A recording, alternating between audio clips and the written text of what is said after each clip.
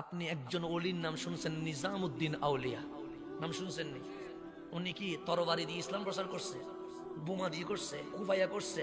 উনি যখন শেষ বয়সে অসুস্থ হয়ে গেছে, দিল্লির সব ডাক্তার বলছে নিজামউদ্দিন আর বেশি দিন বাঁচবে না, তোমরা যারা ওনার শুভাকাঙ্ক্ষী আছো খেদমত করো, হুজুর চলে যাবেন।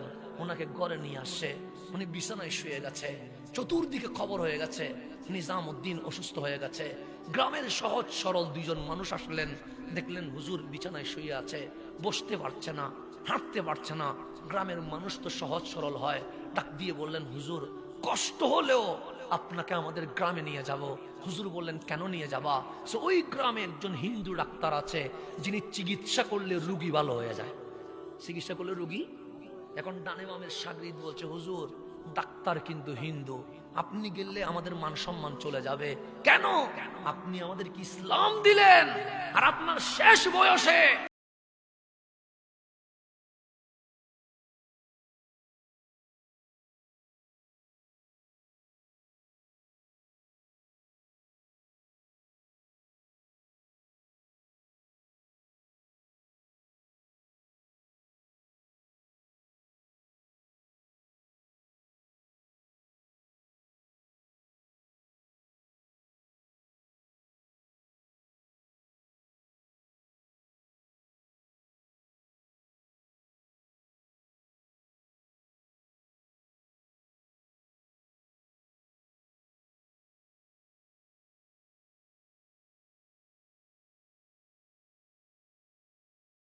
হুজুরকে গাড়িতে তুলে ডাক্তারের কাছে নিয়ে আসছে। প্রথম সিরিয়ালে নিজামউদ্দিন আউলিয়া ভিতরে ঢুকছেন, ডাক দিয়ে বললেন ডাক্তার আমারে দেখলে কি ভয় লাগে?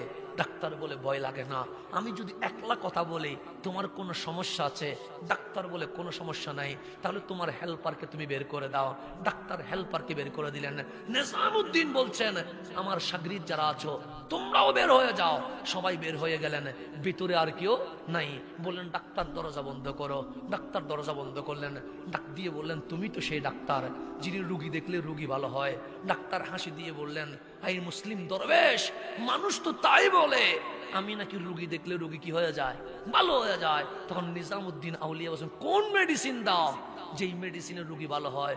তখন ডাক্তার হাসি দিয়ে বলেন দিল্লির ডাক্তার যায় পড়েছে, আজমিরের ডাক্তার যা পড়েছে আমিও তো তাই পড়েছি, মেডিসিন তো একটাই, পেটের ব্যথার যে মেডিসিন আমি দেই সেই মেডিসিন অন্যরাও দেয়, তো কিসের রোগী ভালো হয়? তখন ডাক্তার হাসি দিয়ে বলে আমি নফসের কথাই চলি না, নফস যদি বলে যাও আমি যাই না, নফস যদি বলে ঘুমাও আমি ঘুমাই না, নফস যদি বলে খাইও না আমি খাই, নফস হ্যাঁ বললে আমি না করি, নফস না বললে আমি হ্যাঁ করি, আমি বিপরীত করি বলে আমার মন বলছে এই আধ্যাত্মিক পাওয়ারের কারণে রোগী ভালো হয়ে যায়। আমি নফসের কথায় চলি না, আমি নফসের পূজারি না। তখন নিজামউদ্দিন আউলিয়া বলছেন আজকে পর্যন্ত কোনোদিন কি নফসের কথা শুনেছ? শুনি নাই।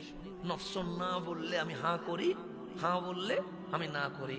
আমি একটা কথা বলবো, তোমার নফস যদি না বলে তুমি হ্যাঁ করবানি? ডাক্তার বলে অবশ্যই করব। কেন? আমি তো আমার নফসের বিপরীতে চলি। নিজামউদ্দিন আউলিয়া বলছে ডাক্তার লা ইলাহা ইল্লাল্লাহু মুহাম্মাদুর রাসূলুল্লাহ, বলো ডাক্তার আল্লাহ ছাড়া কোনো মাবুদ নাই, আমার রহমতুল্লিল আলামিন আল্লাহর রাসূল। বলো। ডাক্তার বলছে না বলবো না। কেন? তোমার নফস কি বলছে? নফস না বলছে, তো তুমি না বললা, না বললে হ্যাঁ করে দাও। আজকে তোমার নফস বলছে কালিমা পড়িও না, তো তুমি নফসের কথায় পড়বা না, এটা তো তোমার সিস্টেমের বিপরীত হয়ে যায়।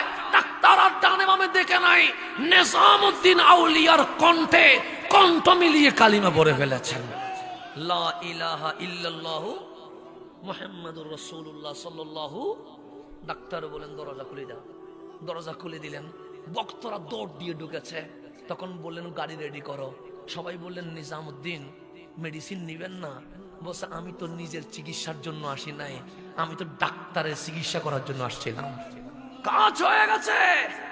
আজকে নিজামউদ্দিন মেডিসিন নিতে আসে নাই, নিজামউদ্দিন কালিমার মেডিসিন ডাক্তারের কলবে দেওয়ার জন্য এসে গেছে।